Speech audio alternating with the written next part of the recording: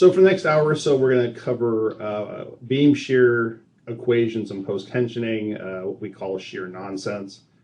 Full disclosure, I can't take credit for that title. My business partner, Dirk Bondi, wrote an article a few years ago in Concrete International, which obviously you can download if you are so inclined. And it was his term of shear nonsense, which I think is a great title. But basically, before I get started on the beam shear equations and the talk, I want to make it very clear, and I'll say this probably 2 or 3 more times. There's nothing wrong with the shear equations. They're not unconservative. There's no danger. I'm not telling you to get a passport to a non-extradition country.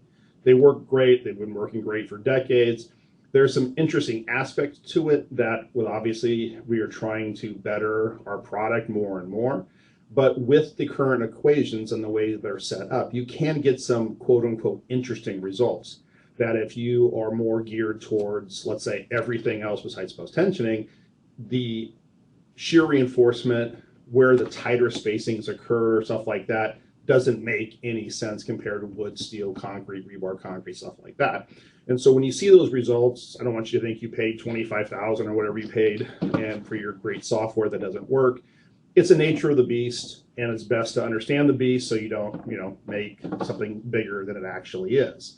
Now, having said that, as we get into it, and this will be fairly calculation intensive, which hopefully you have the handouts for that, you'll see the interesting aspects of how this is done and what you can and cannot get from it. And hopefully the need will be apparent of why we're trying to change these equations to just simplify the analysis and make it much more typical that you would see in a design that was just for rebar only concrete or wood or steel, something we're more used to in all other materials. Now, as I mentioned before, this is a variation of an article that was written in Concrete International about 6 years ago. It was called Shear Nonsense, as I mentioned. I'm sure you can find it online.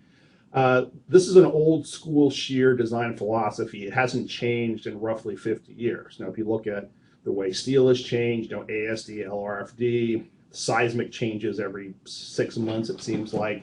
Things we did 10 years ago now you get shot for, but the shear design of beams has basically remained unchanged for 50 years. And again, I'm gonna say this one more time, the shear equations are not unconservative. They work great. You just get odd results sometimes, and it's best to understand it, and hopefully we can make it better. The ACI commentary from 1963, which I'm assuming most of us were not born yet, including myself, the provisions of these equations are based upon the critical appraisal of 234 bonded pre-stressed beams. The key word in that statement is bonded. Typically, a bonded pre-stressed element is another word for precast in our day and age, which means it was built in a plant.